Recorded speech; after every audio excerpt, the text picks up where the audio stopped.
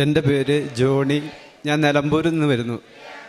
ഞാൻ ഉടമ്പടി എടുത്തത് 2022 ഡിസംബർ 3-ാം തീയതിയാണ് ഞാൻ ഉടമ്പടി എടുക്കാനായിട്ട് ഈ പുണ്യഭൂമിയിലേക്ക് കടന്നു വന്നത്.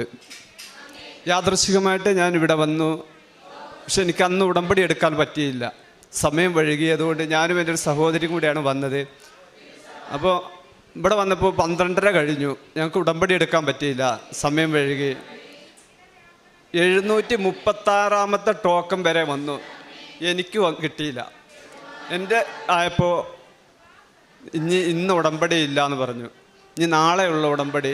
അത്രമാത്രം ആളുകളായിരുന്നു ഇവിടെ. അപ്പോൾ എൻ്റെ ഒപ്പം വന്ന സഹോദരി തിരിച്ചുപോയി. അവർ മറ്റേ ബെന്തിക്കോസ് ഇതിൽപ്പെട്ടതായിരുന്നു. അവിടെ അറിയാതെയാണ് വന്നത്, ഞാൻ പറഞ്ഞിട്ടാണ് അവർ വന്നത്. അപ്പോൾ ഇവിടെ അവർ വന്നിട്ട് എനിക്ക് രാത്രി നിൽക്കാൻ പറ്റില്ല, അവർ തിരിച്ചുപോയി. ഞാൻ അന്ന് ഇവിടെ താമസിച്ചു. ഞാൻ ഇവിടെ ഒരു വീട്ടിൽ റൂമെടുത്ത് ഇവിടെ താമസിച്ചു. പിറ്റേന്ന് രാവിലെ 4:30 മണിക്ക് ഞാൻ ചാപ്പലിൽ വന്ന് പ്രാർത്ഥിച്ചു. അന്ന് ഞാൻ ഉടമ്പടി എടുത്ത് പ്രാർത്ഥിച്ചു. ഞാൻ ഉടമ്പടി എടുക്കാൻ കാരണം എൻ്റെ മകന് വേണ്ടിയിട്ടായിരുന്നു.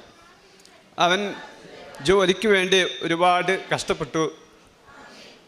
ബാംഗ്ലൂർ ഒരു കമ്പനിയിൽ വർക്ക് ചെയ്തുകൊണ്ടിരിക്കുകയായിരുന്നു. അവർ 3 പേര് വിസയ്ക്ക് കൊടുത്തു, ഇവന് മാത്രം കിട്ടിയില്ല. ഇവർക്ക് 2 പേർക്കും പോകാൻ പറ്റി പോളണ്ടിലേക്ക്. അവർ പോയി, ഇവന് പോകാൻ പറ്റിയില്ല. 1 വർഷം നീണ്ടു നിന്നു, ഇതുവരെയും പോകാൻ പറ്റിയില്ല. പിന്നെ അവൻ തായ്ലാൻഡിന് കൊടുത്തു, അതിൻ്റെ എല്ലാ പേപ്പറും ക്ലിയറായി. മെഡിക്കൽ കഴിഞ്ഞു. അടുത്ത മാസം ജൂൺ മാസം നിന്നെ വിളിക്കുമെന്ന് പറഞ്ഞു, ഇതുവരെ വിളിച്ചിട്ടില്ല. ഞാൻ ഈ ഉടമ്പടിയിൽ വെച്ച ആദ്യത്തെ ഒരു നിയോഗം അവൻ്റെ ഇത് മാത്രമായിരുന്നു. പക്ഷെ ഇപ്പോൾ ഞാൻ ആലോചിക്കുന്നത് അത് ഏറ്റവും നല്ലതായിപ്പോൾ വരുന്നു. ദൈവം തിരഞ്ഞെടുത്തതായിരിക്കാം, നല്ലതിന് വേണ്ടിയിട്ട് കാത്തിരിക്കുക എന്ന് ഞാൻ വിശ്വസിക്കുന്നു. അവന് ആ ഉടമ്പടി അവന് വിസ കിട്ടാതിരുന്ന ഇപ്പോൾ ഞങ്ങൾക്ക് നല്ലതായിട്ട് ഞങ്ങൾ വിശ്വസിക്കുന്നത്. എന്തുകൊണ്ടെന്നാൽ ഞങ്ങളുടെ മോക്കൊരു വിഷയം വന്നു, അതിൽ അവനിലൂടെയാണ് ദൈവം പ്രവർത്തിച്ചത്. അവന് ബാംഗ്ലൂരിൽ നിന്ന് രാത്രി 12 മണിക്ക് ഒരു ഇൻഫോർമേഷൻ കിട്ടിയ മാതിരിക്ക് അവൻ രാത്രി ഇവിടെ വീട്ടിൽ വരികയും നമ്മൾ മോളൊരു ചെറിയൊരു ഇതിൽ പെടുകയും ചെയ്തിരുന്നു. ചെറിയതെന്ന് പറയാൻ അവൾക്ക് ചീത്തൊരു കൂട്ടുകെട്ടിൽ പെട്ടു. അത് ഇവൻ മുഖാന്തരമാണ് ദൈവം കാണിച്ചു കൊടുത്തത്. അവനെ ഉടമ്പടി എടുത്ത് പോയിട്ട് 1 മാസമായിട്ടുള്ളൂ ഇവിടെ നിന്ന് ഉടമ്പടി എടുത്തു പോയിട്ട്. അവനിലൂടെ അത് തിരുത്താനും ഞങ്ങൾക്ക് അവളെ തിരിച്ചു നൽകാനും മാതാവ് ഞങ്ങളെ അനുഗ്രഹിച്ചു. അതുപോലെ ഞാൻ എൻ്റെ ഭാര്യയ്ക്ക് വേണ്ടി ഞാൻ ഒരു നിയോഗം വെച്ചിട്ടുണ്ടായിരുന്നു. അവൾ കൈവേദന ഒക്കെ ആയിരുന്നു, കഴുത്തിന് വേദന.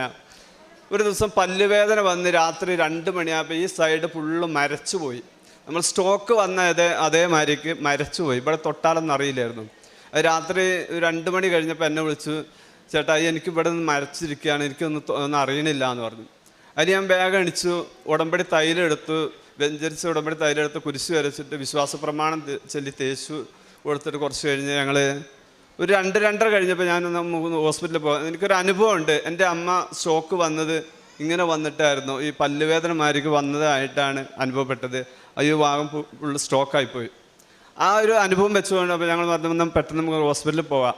ഞങ്ങൾ ഹോസ്പിറ്റലിൽ ചെന്നു. ഹോസ്പിറ്റലിൽ ഡോക്ടറെ കാണിച്ച് പറഞ്ഞു അത് കുഴപ്പമൊന്നുമില്ല, അത് നിസ്സാരമുള്ള, അത് പല്ലുവേദന വന്നുകൊണ്ടുള്ള ഒരു വിഷമമുള്ള വേദനേൻ്റെ ഇതുകൊണ്ടാണ്, നിങ്ങളതിനൊന്നും വിഷമിക്കാണ്ടെന്ന് പറഞ്ഞു. അവർ ചെറിയ മരുന്ന് കൊടുത്തു, ഞങ്ങൾ പോന്നു.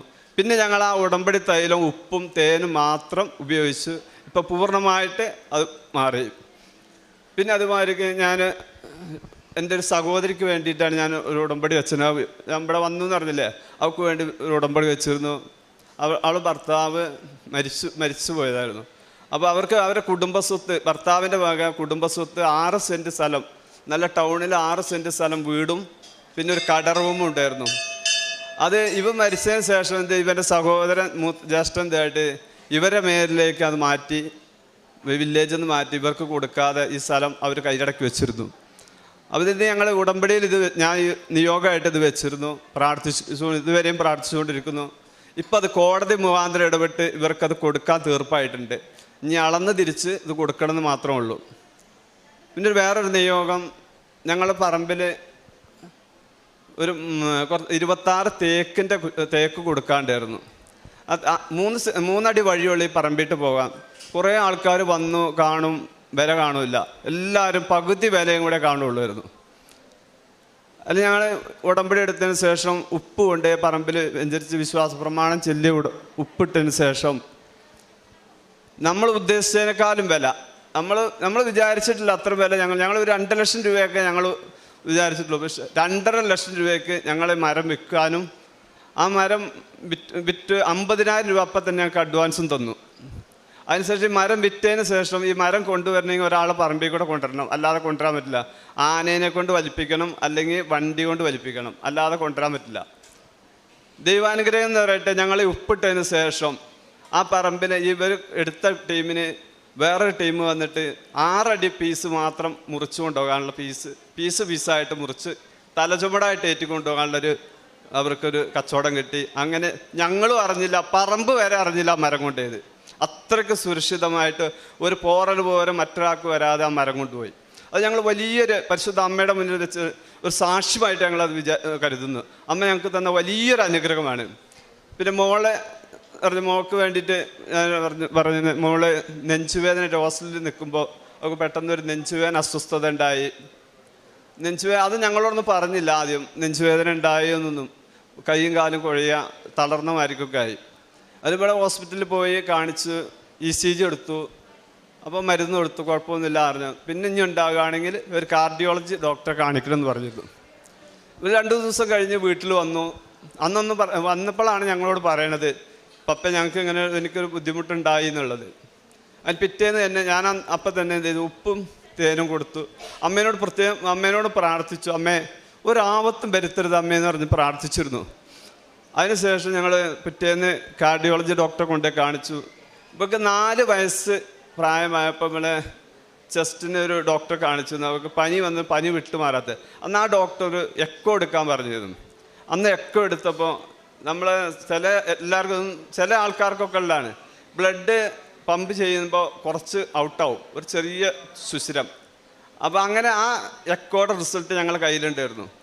ഈ ഡോക്ടറെ കാണിച്ചപ്പോൾ ആ ഡോക്ടറോട് കാണിച്ച് ഞങ്ങൾ എക്കോ എടുത്ത്. അപ്പോൾ അന്ന് ആ എക്കോ എടുത്ത അതേ റിസൾട്ട് തന്നെയാണ് ഇന്ന് ആ എക്കോയിൽ കാണിച്ചത്. അപ്പോൾ ആ ഡോക്ടർ പറഞ്ഞു, എൻ്റെ ഭാര്യയ്ക്ക്, എനിക്ക്, എൻ്റെ മകന് ഈ അസുഖമുണ്ട്, ഞങ്ങൾക്ക് ഒരു കുഴപ്പമില്ല, നിങ്ങളൊരു പേടിയും പേടിക്കല്ല, ഇതിനുകൊണ്ട് ഒരു ബുദ്ധിമുട്ടുമില്ല. ഞങ്ങൾ എക്കോ എടുക്കാൻ കയറിയപ്പോൾ പിള്ളേർക്ക് കാശുരൂപം തലയ്ക്ക് വെച്ച് പ്രാർത്ഥിച്ചു, ഉപ്പും തേനും കൊടുത്തു. എന്നിട്ടാണ് ഞങ്ങൾ എക്കോയ്ക്ക് വിട്ട്. പരിശുദ്ധ അമ്മ ഒരു ആപത്തും കൂടാതെ ഞങ്ങൾക്ക് അവളെ തിരിച്ചു വന്നു. പിന്നെ എൻ്റെ കാരുണ്യ പ്രവൃത്തി എന്ന് പറഞ്ഞാൽ ഞങ്ങൾ അടുത്തൊരു അന്തേവാസികളുടെ ഒരു ഇതാണ്, 10-25 പേര് താമസിക്കുന്ന ഒരു അനാഥ മന്ദിരമുണ്ട്.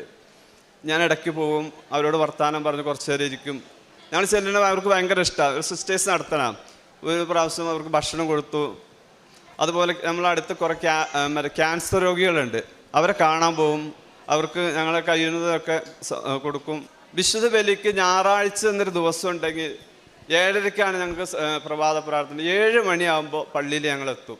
കുടുംബസമേതം ഞാനും അമ്മയും ഭാര്യ മോള് ഗായകസംഘത്തിൽ പാടാനൊക്കെ നിൽക്കണം, അതുകൊണ്ട് നേരത്തെ തന്നെ എത്തും. അപ്പോൾ ഞങ്ങൾ ആ കറക്റ്റ് 7 മണിക്ക് അതെല്ലാം കഴിഞ്ഞിട്ടേ പോരുള്ളൂ.